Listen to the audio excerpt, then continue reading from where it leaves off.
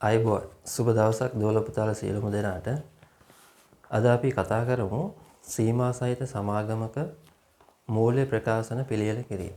Right. දැන් ඔයාගේ තියෙනවනේ එක්සෑම් එකේ පේපර්ස් දෙකක් තියෙනවනේ.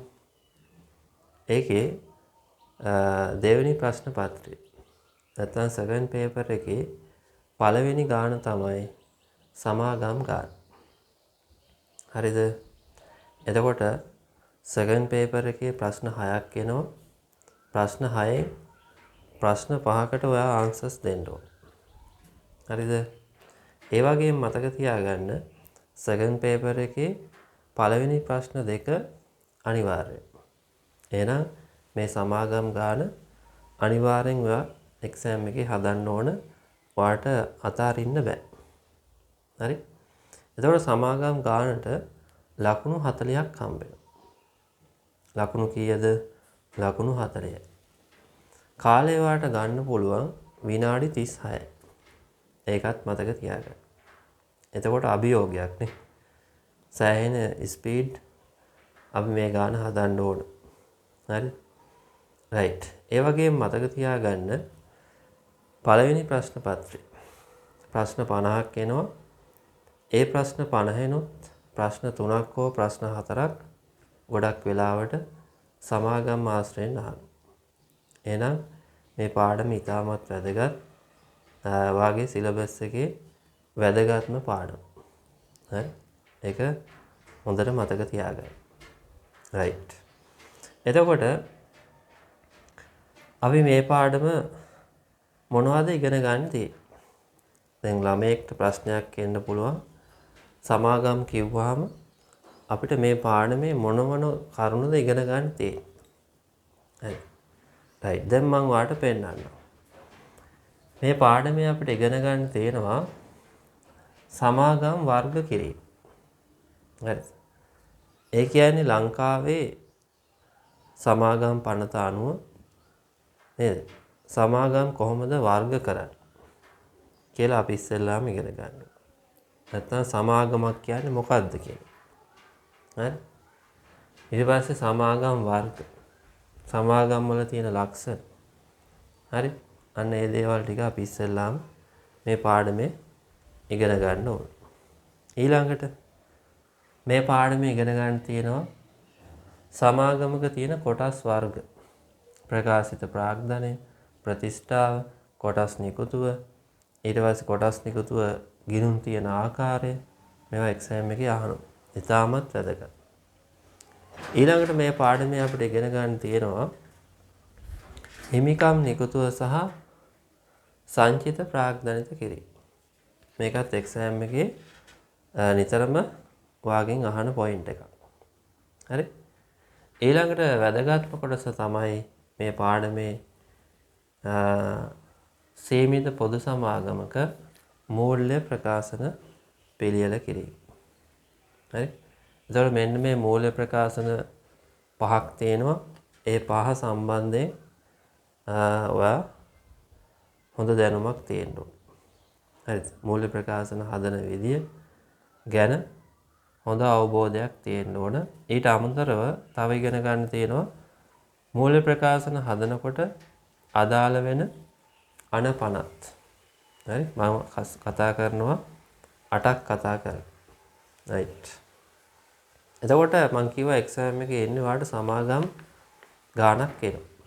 එතකොට සමාගම් ගානේ ඔයාගෙන් ගොඩක් වෙලාවට අහන්නේ මෙන්න මේ ලාභ හෝ අලාභ සහ වෙනත් විස්තීර්ණ ආදායම් ප්‍රකාශනය, මූල්‍ය තත්ත්ව ප්‍රකාශනය සහ හිමිකම් වෙනස් වීමේ ප්‍රකාශනය සහ ගිණුම් කරන සටහන් තමයි වාගේ එක්සෑම් එකේ අහන්නේ.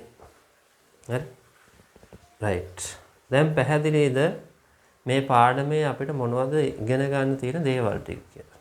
ඔන්න මම ඉස්සෙල්ලාම දල අදහසක් ඔයාලට දුන්නා. රයිට්. එතකොට මම මේ පාඩම මේ ලස්සන සරල සාරාංශය ඔස්සේ 100% තියරි කොටස් ටික සාකච්ඡා කරා. හරි? ඊට අමතරව මේ පාඩමට මම සම්පූර්ණ තියරි ඇතුළත් කරලා ප්‍රශ්න ඇතුළත් කරලා මේ මූල්‍ය ප්‍රකාශන වල ෆෝමැට් ටික ඇතුළත් කරලා ලස්සන ටියුට් එකක් ඔයාලට දෙනවා. හරි? ඉතින් ඔයාලට පුළුවන් මේ ටියුට් එක ගන්න මගේ දුරකථන අංකයට WhatsApp message එකක් යවන්න. හරිද? right. එහෙනම් අද අපි 100% මේ තියරි කොටස් ටික සාකච්ඡා කරමු. මූල්‍ය ප්‍රකාශන ගැන සාකච්ඡා කරමු. නීති රීති ගැන සාකච්ඡා කරමු. නේද? මේ ඔක්කොම සාකච්ඡා කරමු. හරි? එතකොට ඔයාට සම්පූර්ණ දැනුමක් එනවා සමාගම් ගැන. ඊට පස්සේ ඔයා මාත් එක්ක එකතු වෙලා සමාගම් ගණන් කීපයක් හදන්න ඕන. හරි. සමාගම් ගණන් කීපයක් මාත් එක්ක හදමු.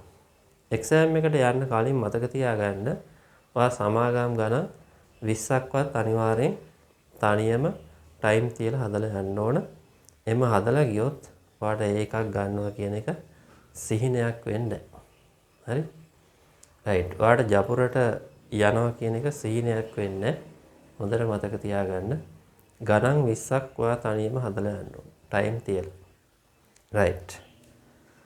එහෙමනම් අපි යමු කෙලින්ම වැඩි කතා බහක් නැතුව සාරාංශයට ඔයාගේ CR පොත ගන්න අතට අරන් CR පොතේ පිටු දෙකක් ගන්න. හරිද? මේ තියෙන්නේ මගේ CR පොතේ පිටු දෙකක් කියලා හිතන්න. හරි? ඔයාලා ලස්සනට CR පොතේ පිටු දෙක උඩින් මැදින් ලියන්න සමාගම්. නැත්තම් මේ පාඩමට අපි කියන නම තමයි සීමා සහිත සමාගමක මූල්‍ය ප්‍රකාශන පිළියෙල කිරීම.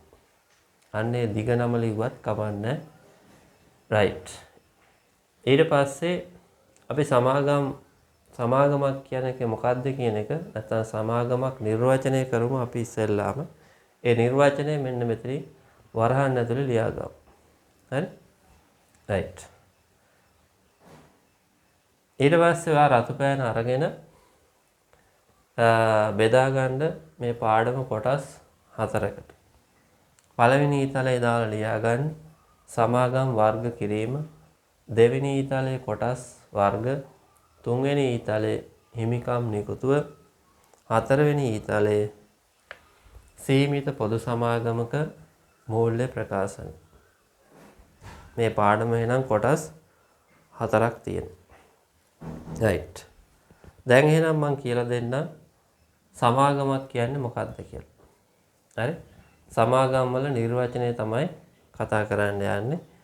කතා කරලා ඉවරලා අපි සමාගම් වල නිර්වචනය මෙන්න මෙතනින් ලස්සනට ලියාගමු. පැහැදිලිද වැඩේ? right.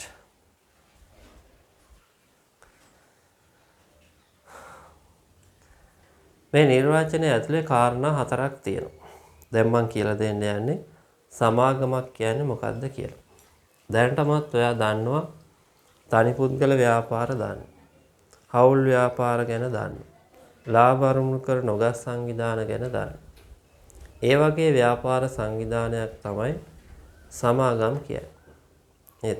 ඉතින් ලංකාවේ තියෙන ජනප්‍රිය ව්‍යාපාර සංවිධානයක් තමයි මේ සමාගම් කියන්නේ.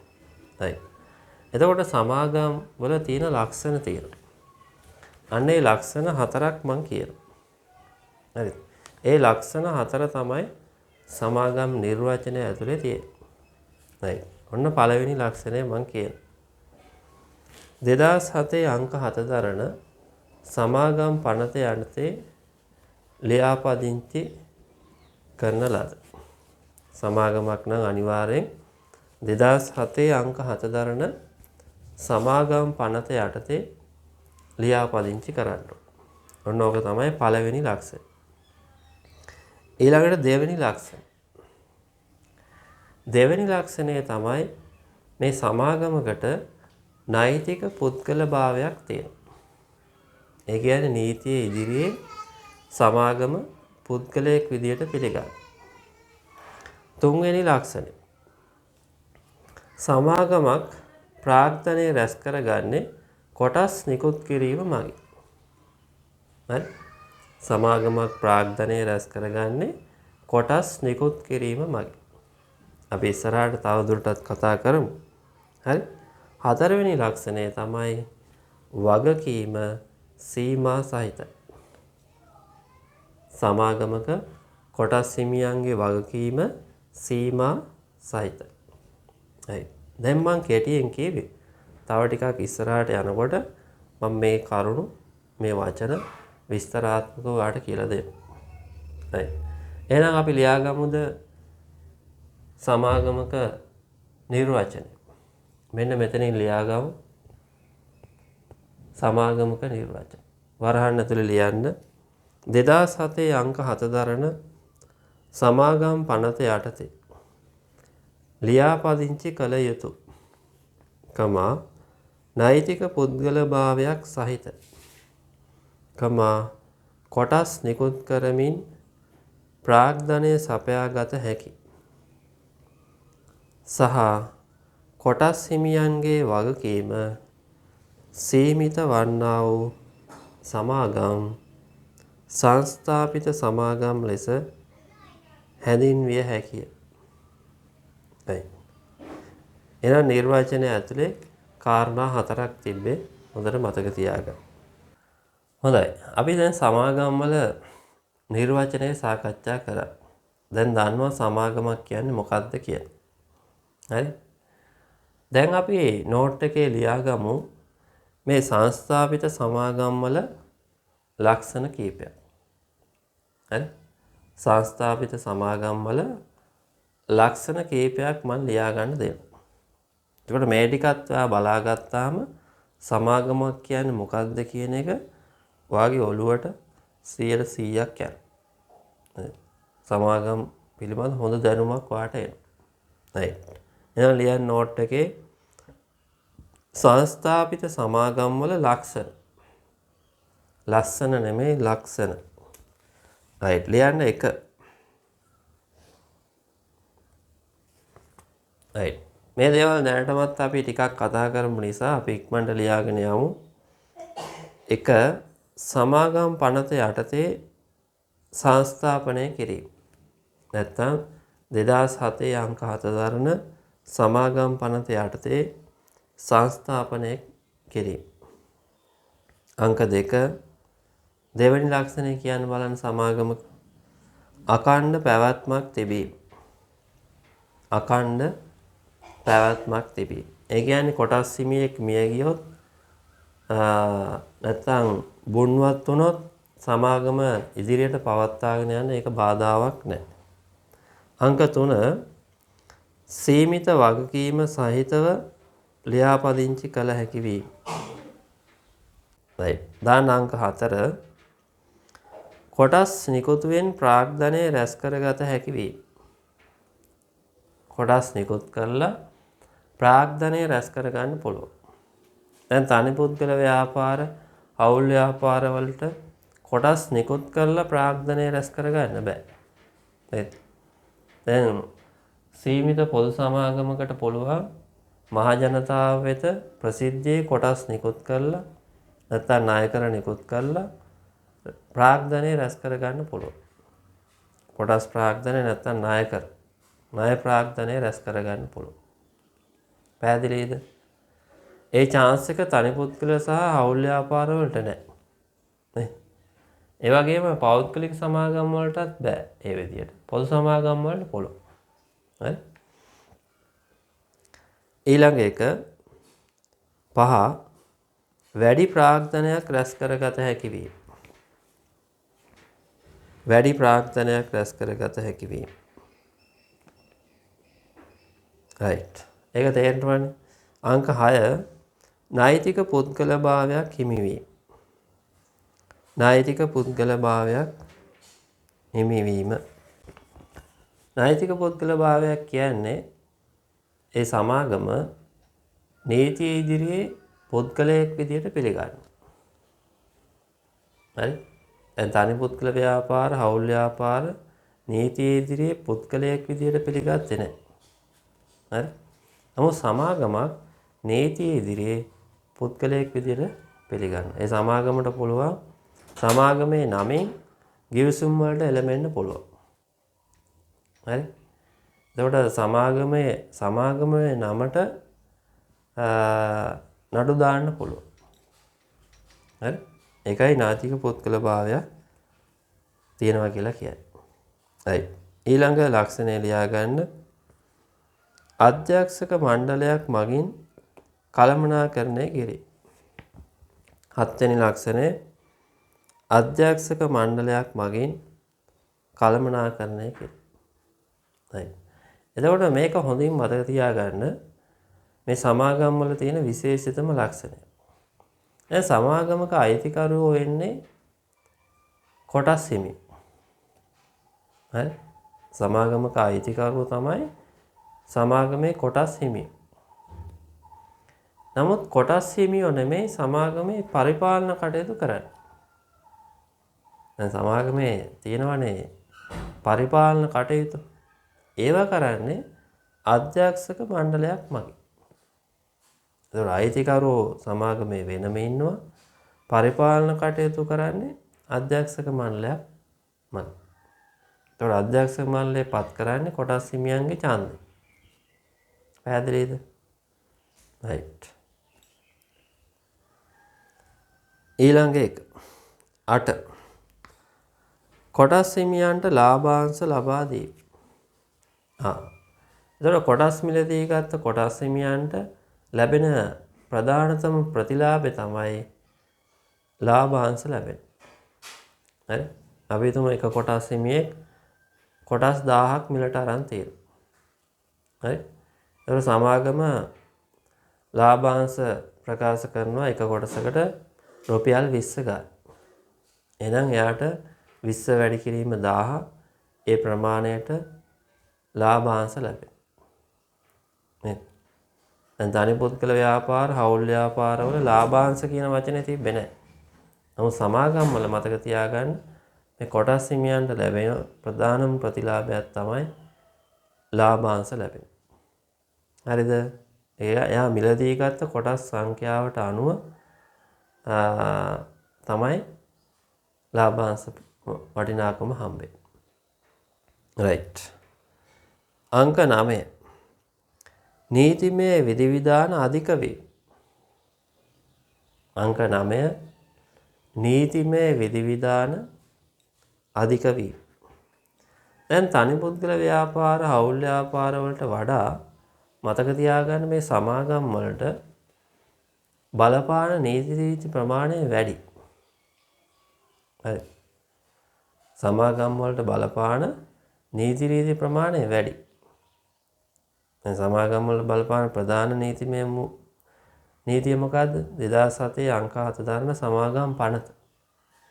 ඒ වගේ නීති රීති 8ක් මම කතා කරනවා. ඊට වඩා තියෙනවා.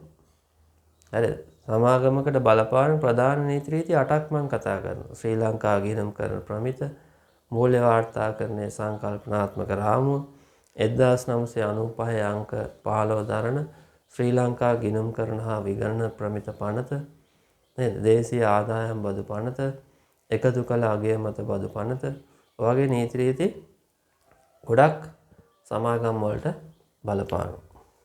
එතකොට තනි පුද්ගල වගේ හවුල් ව්‍යාපාර වගේ නෙමෙයි නීති රීති ටිකක් වැඩි මේ බලපානවා මේ සමාගම් වලට. හරි? ඒකත් සමාගම් වල තියෙන ලක්ෂණ. right. අංක 10 අයිතිය හා පරිපාලනය දෙපිරිසක් වීම. අයිතිය හා පරිපාලනය දෙපිරිසක් වීම. right. ඒක මම කලිනුත් කිව්වා අයිතිය තමයි කොටස් හිමියෝ, පරිපාලනය අධ්‍යක්ෂක මණ්ඩලය. ඒකට මම පොඩි වාක්‍ය දෙක තුනක් ලියා ගන්න දෙන්න. ඉක්මනට ලියා ගන්න. සීමිත සමාගමක අයිතිකරුවන් වන්නේ සමාගමේ කොටස් හිමියන්ය. සීමිත සමාගමක අයිතිකරුවන් වන්නේ සමාගමේ කොටස් හිමියන්ය. නමුත් සමාගමේ පරිපාලන කටයුතු සිදු කරන්නේ කොටස් හිමියන්ගේ ඡන්දයෙන් තෝරාපත් කරගනු ලබන අධ්‍යක්ෂක මණ්ඩලයක් විසින්. මෙසේ සමාගමක අයිතිය හා පාලනය එකිනෙකට වෙනස් වීම නිසා සීමිත සමාගමක ගිණුම් කරන කටයුතු නීතිය මගින් අනිවාර්ය කර ඇත. රයිට්. එතකොට බලන්න ලස්සන කතන්දරයක් මේ කියයි. සමාගමක අයිතිකරුවන් කොටස් හිමියෝ. නේද? කොටස් හිමියෝ වෙනම ඉන්නවා පරිපාලන කටයුතු කරනවා ඒ සමාගමේ අධ්‍යක්ෂක මණ්ඩලය මත. එතකොට අයිතිකරුවන්ට නිවැරදි තොරතුරු දැනගන්න නම් නේද? නිවැරදි තොරතුරු දැනගන්න මේ සමාගමේ මූල්‍ය ප්‍රකාශන හරියට පිළියෙල කරන්න. පිළියෙල කරලත් මදි ඒවා විගණනයට ලක් කරන්න, ඔඩිට් කරන්න ඕනේ. ඒකයි ඔඩිටින් කියන එක එන්නේ. විගණනය කියන එක. හරිද? විගණනය කියන එක සම්බන්ධ වෙන්නේ ඔන්න ඔතන. කොටස් හිමියන්ට මේ සමාගම අධ්‍යක්ෂක මණ්ඩලය විසින් පිළියෙල කරපු මූල්‍ය ප්‍රකාශන නිවැරදිද කියලා විගණකවරයෙක් කියනවා එයාගේ මතය ප්‍රකාශ කරනවා. එතකොට තමයි කොටස් හිමියෝ ඒ මූල්‍ය ප්‍රකාශන පිළිගන්නේ. හරි? රයිට්. අංක 11. මේකත් ටිකක් වැදගත් කාරණයක් ලියන්න. සීමිත පොදු සමාගමක මූල්‍ය ප්‍රකාශන සමාගම් රෙජිස්ට්‍රාර්වරයා වෙත වාර්ෂික වාර්තාව සමග ඉදිරිපත් කිරීම අනිවාර්ය වේ. දැන් මේ පොදු සමාගමක මූල්‍ය ප්‍රකාශන හදලා එයා ඒත් එක්කම හදන්න ඕන ඇනුවල් රිපෝට් එකක්. වාර්ෂික වාර්තාව. ඒ වාර්ෂික වාර්තාව ඇතුලේ වාර්ෂික වාර්තාව කියන්නේ පොතක්. ඇනුවල් රිපෝට් එක කියන්නේ පොතක්. ඒ පොතේ පිටු ගණනාවක් තියෙනවා. ඒ පොත ඇතුලේ අන්තර්ගත වෙන්න ඕන මේ සමාගමේ මූල්‍ය ප්‍රකාශන. මේ තියෙන මූල්‍ය ප්‍රකාශන. මූල්‍ය ප්‍රකාශන අන්තර්ගත වෙන්න ඕන. ඒ වගේම අර විගණනය කරලා ඔඩිටර්ස්ලාගේ රිපෝට් එකත් අන්තර්ගත වෙනවා. හරි. විගණන වාර්තා මූල්‍ය ප්‍රකාශන. එතකොට වාර්ෂික වාර්තාව නැත්නම් ඇනුවල් රිපෝට් එකේ තව අන්තර්ගත වෙනවා තව සමාගම සම්බන්ධයෙන් තොරතුරු අන්තර්ගත කරනවා. කොටස් හිමියන්ට විශේෂයෙන් වැදගත් වෙන තොරතුරු ඇතුළත් කරනවා. ඇතුළත් කරලා තමයි මේ වාර්ෂික වාර්තාව හදන්නේ. හරි. ඉතින් ඔයාලටත් පුළුවන් ඇනුවල් රිපෝට් එකක් Google එකේ ගිහිල්ලා සර්ච් කරලා ඩවුන්ලෝඩ් කරලා බලන්න පුළුවන්. හරි. දැන් මම ඔයාලට පෙන්නන්නම් මේ Nestle Lanka PLC සමාගමේ Nestle Lanka පොදු සමාගමේ 2020 ඇනුවල් රිපෝට් එක නැත්නම් වාර්ෂික වාර්තාව මම ඔයාලට පෙන්නනවා. හරි.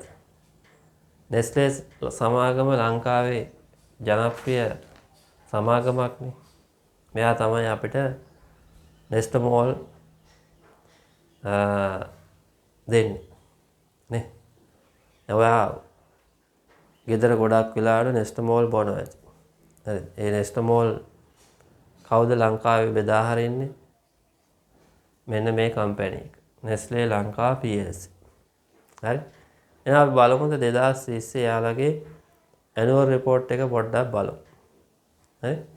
ඒ වගේම ඔයාලට ගොඩක් සමාගම් වල ඇනුවල් රිපෝට් වාර්ෂික වාර්තා Google එකේ සර්ච් කරලා බලන්න පුළුවන්. ඔයා ටිකක් නිකමට ගිහිල්ලා බලන්න. හරි. ඒ වාර්ෂික වාර්තාව ඇතුලේ ඇනුවල් රිපෝට් එක ඇතුලේ ඒ සමාගමේ මූල්‍ය ප්‍රකාශන තියෙනවා. අපි හිතමු 2020 ඇනුවල් රිපෝට් එක කියලා. Nestle Lanka PLC සමාගමේ 2020 annual report එක ඇතුලේ ඒ 2020 වර්ෂයට අදාළව මේ මූල්‍ය ප්‍රකාශන ටික තියෙනවා. හරි. ඔයා ඒවා ගිහිල්ලා බලන්න. විකුණුම් කීයද? විකුණුම් පිරිවැය කීයද? නේද? ඒ අවුරුද්දේ. ඒ සමාගමේ මුළුවත්කම් කීයද? කොටස් ප්‍රාග්ධනය කීයද? මුදල් ප්‍රවාහ ප්‍රකාශනය තියෙනවා, හිමිකම් වෙනස් වීමේ ප්‍රකාශනය තියෙනවා, ගෙනුම් කරන ප්‍රතිපත්ති සටහන් තියෙනවා. දැන් මේවා 100%ක් ඒතකොට ප්‍රායෝගිකව තියෙන දේවල්. හරි. රයිට්. එහෙනම් Nestle සමාගමේ 2020 ඇනුවල් රිපෝට් එකෙන් මම ගත්ත තොරතුරු ටිකක් ඔයාලට දාන්නම් ස්ක්‍රීන් එකේ බලා ගන්න. ඒ ටික බලලා ඔයාලටත් පුළුවන් Google එකේ සර්ච් කරන්න Nestle ලංකා plc කියලා annual report කියලා සර්ච් කරන්න. එතකොට 2020 annual report එකේ අන්නේ 2020 annual report එක ඔයා ඩවුන්ලෝඩ් කරගන්න. හරි? ඒකේ ලස්සනට දාලා තියෙන annual report එකේ මේ සමාගමේ ඒ අවුරුද්දේ විස්තර ටික. හරි. annual report එකේ එතකොට බලන්න තියෙනවා අධ්‍යක්ෂක මණ්ඩලය යාලා දාලා තියෙනවා. හරිද? අධ්‍යක්ෂක මණ්ඩලය දාලා තියෙනවා. ඒ වගේම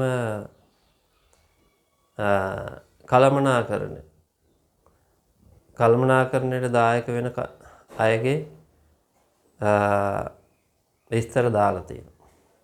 එතකොට මැනේජින් ඩිරෙක්ටර්ගේ පණිවිඩය දාලා තියෙනවා. හරිද? මූල්‍ය ප්‍රකාශන දාලා තියෙනවා. මූල්‍ය ප්‍රකාශන වලට කලින් දාලා තියෙනවා විගණන වාර්තා ඔඩිට් රිපෝට් එක. හරි? මේ සමාගම ඒ අවුරුද්දේ මූල්‍ය ප්‍රකාශන විගණනය කරලා ඒ ඔඩිටර්ගේ රිපෝට් එකක් තියෙනවා. ඊට පස්සේ තමයි මූල්‍ය ප්‍රකාශන තියෙන්නේ. බලන්න. Nestle සමාගමේ ලාභ හෝ අලාභ සහ වෙනත් විස්තීර්ණ ආදායම් ප්‍රකාශනය. ඒකට අපි ඉංග්‍රීසියෙන් කියනවා profit or loss and comprehensive income statement. ඊට පස්සේ මූල්‍ය තත්ත්ව ප්‍රකාශනය statement of financial position. හරි? ඊට පස්සේ බලන්න අනිකුත් මූල්‍ය ප්‍රකාශනත් මේ annual report එකේ තියෙනවා. හරි? එහෙනම් මේක ප්‍රායෝගිකව 100%ක් තියෙනවනේ. අපි මේ කතා කරන්නේ මේ පාඩම ප්‍රායෝගිකව 100%ක් තියෙන දෙයක් ගැන තමයි මේ සාකච්ඡා කරන්නේ. හරි? රයිට්. දැන් annual report එකක් ගැන යම් අදහසක් ආවද වාර්ෂික වාර්තාවක්. හරි? ඔයාලට පුළුවන් Google එකේ සර්ච් කරලා අනිත් කම්පැනි වල වාර්ෂික වාර්තා බලන්න. හරි. ඒ වගේම අද අදිෂ්ඨානයක් ඇති කරගන්න. ඔයත් මේ වගේ ලංකාවේ තියෙනවනේ අංක 1 කම්පැනි. නේ. මේවා ටිකක් ලංකාවේ තියෙන හොඳ company. John Keells holding plc, commercial bank එක, ශ්‍රී ලංකා ටෙලිකොම් එක, Nestle සමාගම, HNB බැංක් එක, නේ, Hatton National Bank plc. නේ. එතකොට ඒ වගේ තව ගොඩක් තියෙනවා. ඒ වගේ හොඳ සමාගමක ඔයාලට පුළුවන් টপ මැනේජ්මන්ට් එකට යන්න. නේද? ඉහළ කළමනාකරණයට යන්න පුළුවන් අනාගතේ. ඒ ලෙවල් ඉවරලා කැම්පස් අවුට් වෙලා නේද? උපාධියක් අරගෙන ඔයාලට පුළුවන් චාර්ටර්ඩ් එක්සෑම් එක කම්ප්ලීට් කරන්න. වරලත් ගණකාධිකාරීවරයෙක් වෙන්න පුළුවන්. ඊට පස්සේ මේ වගේ සමාගමක টপ මැනේජ්මන්ට් එකට සම්බන්ධ වෙන්න පුළුවන්. එතකොට ඔයාලට ලොකු ආදායමක් ලැබෙනවා. නේද? ඔයාගේ ජීවිතේ ලොකු ගමනක් යන්න පුළුවන් වෙනවා. මේ වගේ හොඳ ලංකාවේ සමාගමකට සම්බන්ධ වුණොත්. හරි. ඒක තමයි ඔයාගේ අරමුණ ඉලක්කයක් තියෙන්න ඕන. හරි? ඔයාගේ හොඳ ඉලක්කයක් තියාගන්න ඉගෙන ගන්න ඒකයි. නේද? හොඳට ඉගෙනගෙන හොඳ ආයතනයකට ඔයා සම්බන්ධ වෙන්න. නැත්නම් ඔයාට පුළුවන් ඔයාගේම ව්‍යාපාරයක් පටන් ගන්න. නේද? ඔයාට පුළුවන් ප්‍රයිවට් කම්පැනි එකක් පටන් ගන්න. හරි? ඔයයි ඔයාගේ බිරිඳයි. දැම්ම නෙමෙයි පස්සේ. හරි? ඔයාගේ ගෙදර සමාජිකව එකතු වෙලා ඔයාට පුළුවන් යම් නිෂ්පාදනයක් කරලා වෙළඳපොළට දානවා. අපි තුමු යෝගට් නිෂ්පාදනය කරනවා. Yogurt, ice cream, curd. හරි? Rasoda dairies private limited company වගේ ඔයාට පුළුවන් යම් නිෂ්පාදනයක් කරලා නැත්නම් සේවාවක් සපයන්න. නේද? ඒක කම්පැනියක් පටන් ගන්න. ඒතර ඔයාට පුළුවන් මැනේජින් ඩිරෙක්ටර් වෙන්න. ඔයාගේ වයිෆ්ට පුළුවන් ඩිරෙක්ටර් කෙනෙක් වෙන්න. හරි? වාහනයක් වාඩ එතකොට ලීස් කරලා අරගෙන හරි සේවකයෝ ආයතට ඉන්නවා. ඔයාලට කවුන්ටන්ට් කෙනෙක් ඉන්නවා. හරි ප්‍රොඩක්ෂන් මැනේජර් කෙනෙක් ඉන්නවා. මාකටිං මැනේජර් කෙනෙක් ඉන්නවා. ඔයා තමයි බිස්නස් එක රන් කරන්නේ. හරි හැබැයි ඔයාට ප්‍රාග්ධනය තියෙන්න ඕනේ. පෞද්ගලික සමාගමක් නම් කොටස් හිමියෝ දෙන්නෙක් නම් ඒ කොටස් හිමියෝ දෙන්න තමයි කොටස් මිලදී ගන්න ඕන සමාගම. ඔය කොටස් ප්‍රාග්ධනය තියෙන ප්‍රාග්ධනය තිබ්බොත් තමයි ව්‍යාපාරය කරගෙන යන්න පුළුවන්. නේද? කියන්නේ විශේෂයෙන් සල්ලි තියෙනවා නැත්නම් වත්කම් තියෙනවා ඔයාලට. හරි? රයිට්.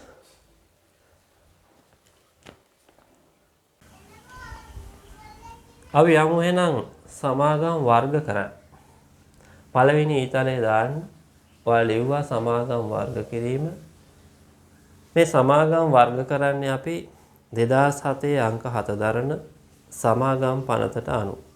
එහෙනම් ඔයාලට මෙතන ලියා ගන්න පුළුවන් සමාගම් වර්ග කිරීම ඒ යටතේ වරහණක් දාලා ලියන්න 2007 අංක 7 දරන සමාගම් පනතට අනුව වරන් වා. රයිට්. එතකොට සමාගම් පනතට අනුව සමාගම් ප්‍රධාන කොටස් තුනකට වර්ග කරලා තියෙනවා. මොකක්ද ඒක? සීමා රහිත සමාගම්, සීමා සහිත සමාගම්, ඇපයෙන් සීමිත සමාගම්. මොකක්ද පළවෙනි එක? සීමා රහිත සමාගම්, සීමා සහිත සමාගම්, ඇපයෙන් සීමිත සමාගම්. right. දැන් මම ඔයාලට කියලා දෙන්නම්. හරි? සීමා රහිත සමාගමක් කියන්නේ මොකක්ද කියලා. හරි? right. ඊට පස්සේ අපි බලමු සීමා සහිත සමාගම් වලට තවත් නමක් කියනවා කොටසින් සීමිත සමාගම් කියලා. මේ දෙකම එකයි. මේ දෙකම එකයි. නම් දෙකක් තියෙනවා. එතකොට සීමා සහිත සමාගම් නැත්නම් කොටසින් සීමිත සමාගම් නැවත බෙදෙනවා කොටස් හතරකට. සීමිත පෞද්ගලික සමාගම්, සීමිත පොදු සමාගම්, සීමිත අක්විරල සමාගම්, විදේශීය සමාගම්. හරි? ඔය වර්ග ටික තමයි තියෙන්නේ. ඉතින් ඔයාගේ එක්සෑම් එකේ අහන්නේ මෙන්න මේ සීමිත පොදු සමාගමක මූල්‍ය ප්‍රකාශන හදන්න කියලා. එක්සෑම් එකේ අහන්නේ සීමිත පොදු සමාගම් ගැන. right. දැන් බලමු අපි සීමා රහිත සමාගමක් කියන්නේ මොකක්ද කියලා. right. දැන් සමාගමක ඉන්නවා කොටස් හිමියෝ. කවුද ඉන්නේ? සමාගමක ඉන්නවා කොටස් හිමියෝ. ඒ කියන්නේ සමාගමේ කොටස් මිලදී ගත්ත අයට තමයි කියන්නේ කොටස් හිමියෝ. අන්නේ මිලදී ගත් කොටස් හිමියෝ මිලදී ගත්ත කොටස් වල වටිනාකමට කොටස් වල වටිනාකම තියෙනවනේ නේද? ඒ කොටස් වල වටිනාකමට ඒ කොටස් හිමියන්ගේ වගකීම සීමා වෙලා නැත්තම් නේද? කොටස් හිමියන්ගේ වගකීම තමන් මිලදී ගත්ත කොටස් වල වටිනාකමට සීමා වෙලා නැත්තම් ඊටත් එහා යාගේ වගකීම දරන්න බැඳිලා ඉන්නවා නම් අන්න ඒ සමාගම් වලට තමයි කියන්නේ සීමා රහිත සමාගම්. හරි? අපි ඉස්සෙල්ලාම මේ සමාගම් වල ලක්ෂණ තුන කතා කරමු. ඊට පස්සේ ලියා ගමු. හරි? දැන් තේරුණාද සීමා රහිත සමාගමක් කියන්නේ මොකක්ද කියලා? right. ඊළඟට සීමා සහිත සමාගම. සීමා සහිත සමාගම් කියන්නේ කොටස් හිමියන් දැන් කොටස් මිලදී ගන්නවනේ. එතකොට අන්නේ මිලදී ගත්ත කොටස් වල වටිනාකමට පමණක් කොටස් හිමියෝ වග කියනවා නම් වගකීමට බැඳෙනවා නම් අන්න ඒ සමාගම් වලට තමයි කියන්නේ සීමා සහිත සමාගම්. පැහැදිලිද? right. ඊළඟට ඇපයෙන් සීමිත සමාගම. නේද? right. ඇපයෙන් සීමිත සමාගම් කියන්නේ සමාගම වහලා දානකොට නැත්නම් සමාගම ඈවර කරනකොට. හරි? ඈවර කරනකොට සමාගම් ව්‍යවස්ථාවලියේ නිශ්චිතව සඳහන් කරලා තියෙනවා නම් යම් ප්‍රමාණයක් කොටස් හිමියන් සමාගමේ වත්කම් වලට දායක වෙන්න ඕන කියලා. හරි? සමාගම ඈවර කරනකොට මෙන්න මෙච්චරක් සමාගමේ කොටස් හිමියන් වත්කම් වලට දායක වෙන්න ඕන කියලා සමාගමේ ව්‍යවස්ථාවලිය සාංගමික ව්‍යවස්ථාවලියේ සඳහන් වෙලා තියෙනවා නම් අන්න ඒ සමාගම් තමයි ඇපයෙන් සීමිත සමාගම් කියන්නේ. දැන් පැහැදිලිද? රයිට්. අපි එහෙනම් ලියාගමුද නිර්වචන 3 විතරක්. රයිට්. මෙතන ලියන්න එපා. මෙතන ඉඩ මදි නිසා නෝට් එකේ ලියා ගන්න. හරි? සාරාංශය ලියන තැන නෙමෙයි නෝට් එකේ ලියා ගන්න.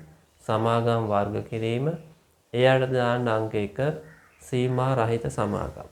ලියන්න මෙහෙම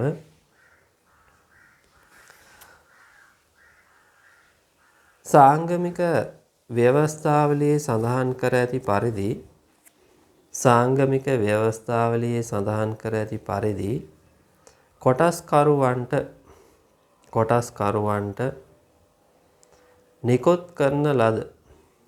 නිකුත් කරන ලද කොටස් ප්‍රමාණයේ අගයට වගකීම සීමා නොවන සමාගම් සීමා රහිත සමාගම් වේ. ඒකටම ලියන්න මෙහිදී සමාගමේ බැරකම්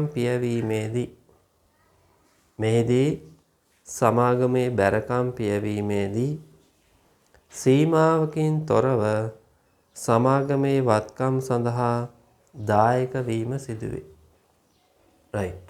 ඊළඟට නෝට් එකේ ලියන්න සීමා සහිත සමාගම්. රයිට්. අපි ලියාගමු සමාගමක කොටස්කරුවන් විසින් මිලදීගත් කොටස් වෙනුවෙන් ගෙවූ හෝ ගෙවීමට බැඳී සිටින වටිනාකමට පමණක් කොටස් හිමියන්ගේ වගකීම සීමා වන සමාගම් සීමා සහිත සමාගම් වේ.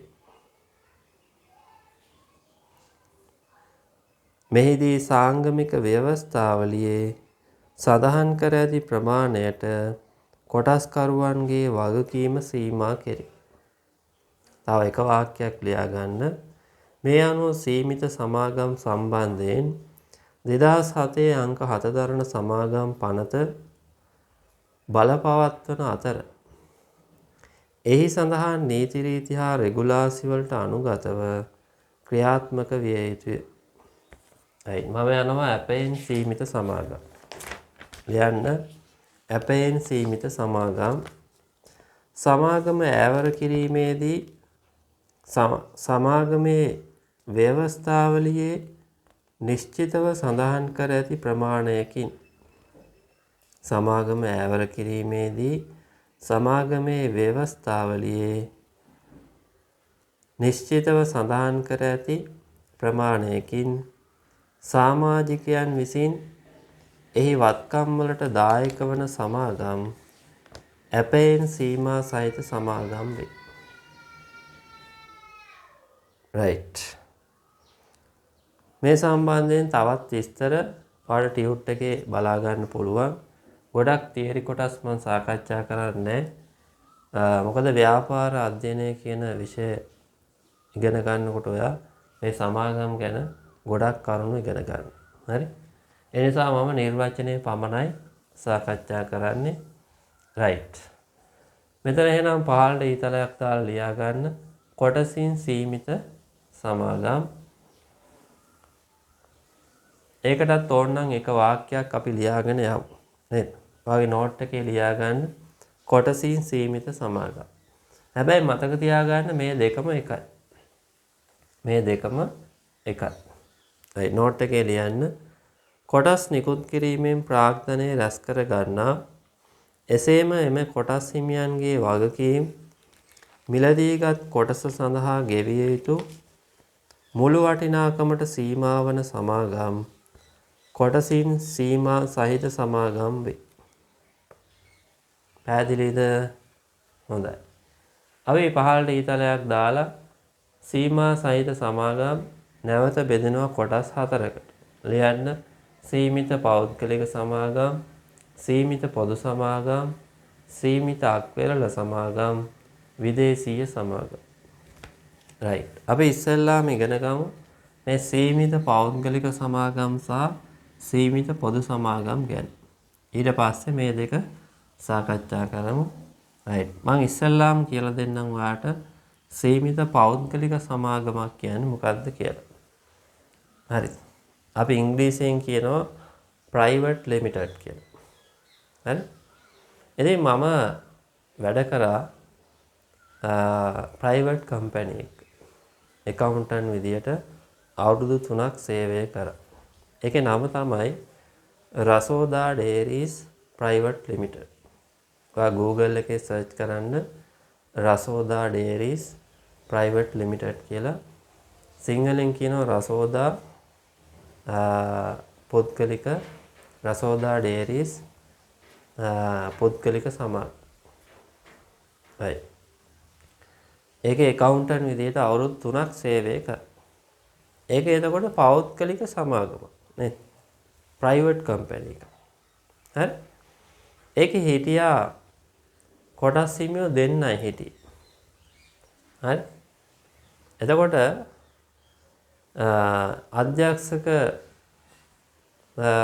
අධ්‍යක්ෂකවරු දෙන්නෙක් හිටියා. හරි. එක්කෙනෙක් මැනේජින් ඩිරෙක්ටර්, අනිත් එක්කෙනා ඩිරෙක්ටර් කෙනෙක්. හරි. ඒ කියන්නේ husband and wife. ගේ තමයි මේ ව්‍යාපාර, මේ කම්පැනි එක. ඒතකොට ගොඩක් ප්‍රයිවට් කම්පැනි පටන් ගන්නෙ ගොඩක් ගෙදර ඉන්න නේද? husband and wife එකතු වෙලා ගෙදර ඉන්න ගොඩක් තමන්ගේ නෑදෑ කවුරු හරි එක්ක නේද? එකතු වෙලා තමයි ප්‍රයිවට් කම්පැනි එකක් ගොඩක් වෙලාවට පටන් ගන්නේ. හරිද? මේක තමයි ප්‍රායෝගික ලෝකේ තියෙන තත්ත්වය. හරි? එතකොට අධ්‍යක්ෂකවරු අවම එක්කෙනෙක් ඉන්න ඕන. උපරිම සීමාවක් නැහැ. කොටස් හිමියොත් 1 සිට 50 දක්වා ඉන්න පුළුවන්. කොටස් හිමියෝ 1 සිට 50 දක්වා ඉන්න පුළුවන්. නැත්නම් සමාජික 50ට වඩා ඉන්න බෑ. හරි? ඒ වගේම පෞද්ගලික සමාගමක තියෙන වැදගත්ම කාරණයක් තමයි මේ කොටස් නැත්නම් සුරකුම්පත් ප්‍රසිද්ධියේ මහ ජනතාවට නිකුත් කරන්න බෑ. හරිද? මේක තමයි වැදගත්ම පොයින්ට් එක. කොටස් නැත්නම් සුරකුම්පත් මහ ජනතාවට ප්‍රසිද්ධියේ නිකුත් කරන්න බෑ. එහෙනම් කොටස් ප්‍රසිද්ධියේ නිකුත් කරලා ප්‍රාග්ධනය රැස් කරගන්න බෑ. අන්න ලිමිට් වෙනවනේ. යාගේ කොටස් නිකුත් කිරීමේ හැකියාවක් නැහැ ප්‍රසිද්ධිය. හරි? ඒතකොට මම සමාජිකයෝ ගැන කිව්වා, කොටස් නිකුත් කිරීම ගැන කිව්වා. අනිත් එක තමයි වගකීම සීමිතයි. ඒ කියන්නේ කොටස් හිමියෝ මිලදී ගත්ත කොටස් වල වටිනාකමට පමණයි වගකීමට බැඳෙන්නේ. නෛතික පුද්ගලභාවය තියෙනවා මේ පෞද්ගලික සමාගම් වලට. හරි? දැන් අපි බලමු පොදු සමාගමක්. පොදු සමාගම් වලට නිකන් මම උදාහරණයක් කියන්නම්. හරි? මේ තියෙන්නේ ලංකාවේ වා දන්නවා John Keells holding PLC, Commercial Bank of Ceylon PLC, Sri Lanka telecom PLC, Nestle Lanka PLC. මේ Nestle කියන්නේ හදන්නේ Nestamol, Nescafe නේද? Nestle Lanka PLC. මෙන්න මේවා ලංකාවේ තියෙන පොදු සමාගම්. මම මේ කීපය අරන් තියෙන්නේ. තව ගොඩක් තියෙනවා. හරි? එතකොට පොදු සමාගම් වල තියෙන ලක්ෂණ මොනවද? කියන්න බලන්න. දැන් දොළ පුතාලා දන්නවනේ. පොදු සමාගම් වල ලක්ෂණ. හරි. පොදු සමාගම් වල මතක තියාගන්න සමාජිකයෝ අවම එක්කෙනෙක් ඉන්නවා. උපරිම සීමාවක් නැහැ. ඒ කියන්නේ කොටස් හිමියෝ අවම එක්කෙනයි උපරිම සීමාවක් නැහැ. හරිද? එතකොට කොටස් හෝ ණය කර හරි කොටස් හෝ ණය කර මහා ජනතාවට නිකුත් කරන්න පුළුවන්. ප්‍රසිද්ධියේ නිකුත් කරලා ප්‍රාග්ධනය රැස් කරගන්න පුළුවන්. කොටස් නිකුත් කරලා ප්‍රාග්ධනය රැස් කර ගැනීමේ හැකියාවක් තියෙනවා. ඒක තමයි විශේෂතම ලක්ෂණ. දැන් පෞද්ගලික සමාගමකට ඒ වැඩේ කරන්න බෑ. හරි? රයිට්.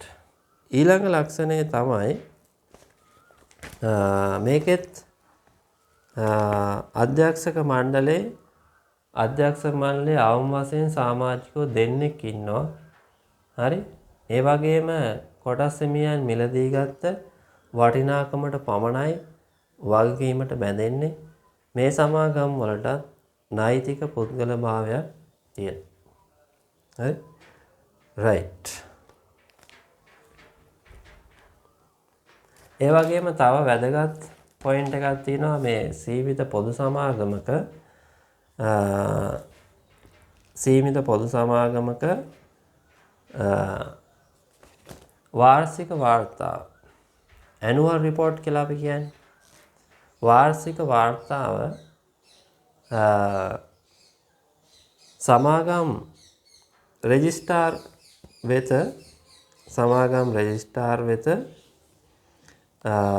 සෑම අවුරුද්දකම හරිද සමාගමේ මූල්‍ය ප්‍රකාශන සමාගම් රෙජිස්ට්‍රාර්වරයා වෙත වාර්ෂික වාර්තාව සමග ඉදිරිපත් කිරීම අනිවාර්යයි.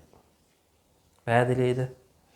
එතකොට සීමිත පොදු සමාගමක් නම් මතක තියාගන්න එයා හදනවානේ මූල්‍ය ප්‍රකාශන. ඒ මූල්‍ය ප්‍රකාශන සමග එයා හදනවා වාර්ෂික වාර්තාව. ඇනුවල් රිපෝට් එක. අන්න ඒක සමාගම් රෙජිස්ට්‍රාර්වරයා වෙත ඉදිරිපත් කරන්න ඕන.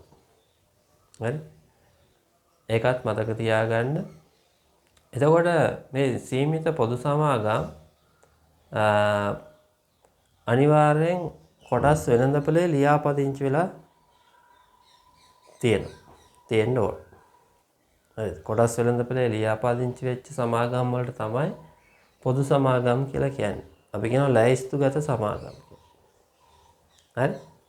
එතකොට එහෙම ලැයිස්තුගත සමාගම් වලට තමයි එයාගේ නමත් එක්ක මේ පොදු සීමා සහිත පොදු කියන වචනේ පාවිච්චි කරන්න පුළුවන්.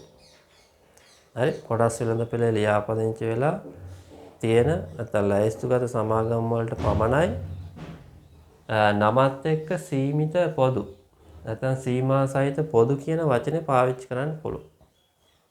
හරි?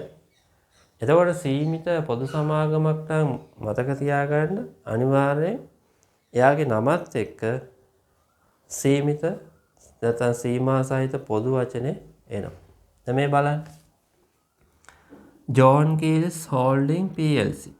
මේ PLC කියන්නේ Public Limited Company. හරි? Commercial Bank of Ceylon PLC. Public Limited Company. හරි? සීමා සහිත පොදු කියන එක තමයි මේකේ අදහස. Public Limited. Sri Lanka telecom PLC. Public Limited. Nestle Lanka PLC. Public Limited. සීමා සහිත පොදු. දැක්කද? එයාගේ නමත් එක්ක සීමිත පොදු කියන වචනේ පාවිච්චි කරන්න ඕන. එතකොට පෞද්ගලික සමාගමක නම් මම ඒක කලින් කියන්න අමතක වුණා. පෞද්ගලික සමාගමක නම් එයාගේ නමත් එක්ක පෞද්ගලික කියන වචනේ පෙන්වන්න ඕන. සඳහන් කරන්න ඕන. හරි? රයිට්.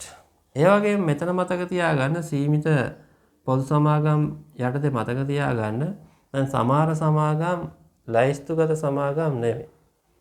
කොටස් වෙළඳපොලේ ලියාපදිංචි නැති සමාගම් තියෙනවා. නැත්නම් ලැයිස්තුගත නොවන සමාගම් තියෙනවා.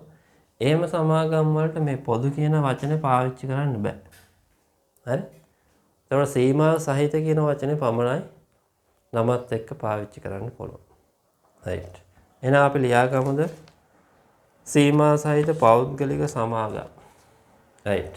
ලියන්න නිර්වචනය ඔයාගේ නෝට් එකේ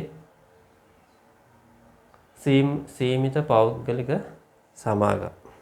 ලියන්න කොටස් හෝ සුරකුම්පත් ප්‍රසිද්ධියේ නිකුත් කිරීමට අවසර නැති දැනට සිටින හෝ කලින් සිටි සේවා නියුක්ත කොටස් හිමියන් හැර සමාජික සංඛ්‍යාව අවම එකකට හා උපරිමය 50කට සීමා කර ඇති වගකීම් සීමා සහිත නීතිමය ඒකකයක් සීමිත පෞද්ගලික සමාගමක් වේ. right. පෞද්ගලික සමාගමක තියෙන ලක්ෂණ මම ටියුට් එකේ දාලා තියෙනවා. ඔයා ටියුට් එක අරන් ඒ ටිකත් බලා ගන්න ඕන. හරි. දැන් අපි ලියමු සීමිත පොදු සමාගම් වල නිර්වචනය. ලියන්න අවම සමාජිකයන් ගණන එකක් හා උපරිම ගණන සීමාවක් නැති කොටස් හෝ ණයකර සඳහා සහභාගී වීමට මහජනයාට ආරාධනා කළ හැකි කොටස් නිදහසේ පැවරීමට අයිතියක් ඇති. ඒකත් මතක තියාගන්න. කොටස් තව කෙනෙක්ට පවරන්නත් පුළුවන්. කොටස් නිදහසේ පැවරීමට අයිතියක් ඇති වගකීම සීමිත වූ නෛතික පුද්ගලභාවයක් සහිත ව්‍යාපාර සංවිධාන වර්ගය සීමිත පොදු සමාගම් වේ. එතකොට සීමිත පොදු සමාගම් වලත් ලක්ෂණ මම ටියුට් එකේ දාලා තියෙනවා. ඒ ටික බලා ගන්න. right.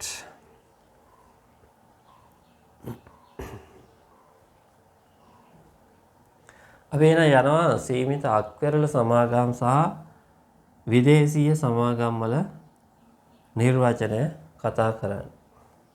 මොකද්ද සීමිත අක්වෙරළ සමාගමක් කියන්නේ? right. සීමිත අක්වෙරළ සමාගමක් කියන්නේ ශ්‍රී ලංකාවෙන් පිටත ව්‍යාපාර කටයුතු කිරීම සඳහා ශ්‍රී ලංකාවේ සංස්ථාපනය කරන ලද සමාගම. එතකොට ලංකාවේ තමයි ලියාපදිංචි කරන්නේ. නමුත් ව්‍යාපාර කටයුතු කරන්නේ ලංකාවේ පිටත. පැහැදිලිද? right. අපි එන ඉක්මනට ලියාගමු. අපිට වැදගත් වෙන්නේ මේ සීමිත පොදු සමාගම්. හරි? ඒ නිසා මම මේවට වැඩි ලොකු කාලයක් වෙන් කරන්න ලියන්න සීමා සහිත අක්වෙරළ සමාගම් මේ යටතේ ලියන්න. සමාගම් පනතේ 261 වන වගන්තිය පරිදි ශ්‍රී ලංකාවෙන් පිටත ව්‍යාපාර කටයුතු සිදු කිරීම සඳහා ශ්‍රී ලංකාවේ සංස්ථාපනය කරන ලද සමාගම් අක්වෙරළ සමාගම් වේ. right. අපි යමු විදේශීය සමාගම් වලට.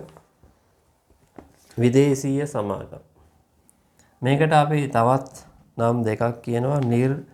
නේවාසික සමාගම් නැත්නම් අනේවාසික සමාගම් කියලාත් කියනවා.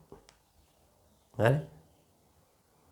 right. එතකොට විදේශීය සමාගමක් කියන්නේ මතක තියාගන්න ශ්‍රී ලංකාව තුල ව්‍යාපාර ස්ථානයක් ස්ථාපිත කර ඇති ශ්‍රී ලංකාවෙන් පිටත සංස්ථාපනය කර ඇති සමාගම්. එතකොට ලංකාවේ තමයි ව්‍යාපාරික ස්ථානේ තියෙන්නේ. නමුත් එයා සංස්ථාපනය කරලා තියෙන්නේ ශ්‍රී ලංකාවෙන් පිටත. අන්න ඒ වගේ සමාගම් වලට අපි කියනවා විදේශීය සමාගමක් කියලා. ලියමු අපි නිර්වචනය. සමාගම් පනතේ 488 වන වගන්තිය පෙන්වා දෙන පරිදි ශ්‍රී ලංකාව තුළ ව්‍යාපාර ස්ථානයක් ස්ථාපිත කර ඇති ශ්‍රී ලංකාවෙන් පිටත සංස්ථාපනය කර ඇති සමාගමක් විදේශීය සමාගමකි. විදේශීය සමාගමකි.